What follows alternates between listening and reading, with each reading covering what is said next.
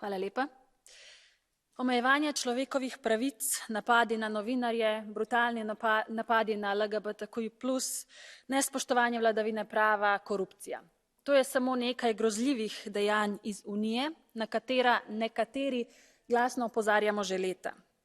Prikazujejo pojemanje demokratičnih vrednot, za kar je v naši družbi odgovorna radikalno, skrajno desna populistična opcija.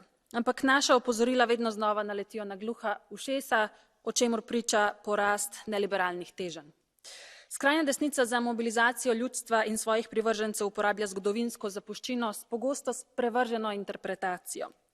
V Sloveniji, na primer, skrajna desnica to počne prek navideznega boja proti že dolgo neobstoječemu komunizmu. Unija pa namesto ukrepanja izraža zaskrbljenost. Wow.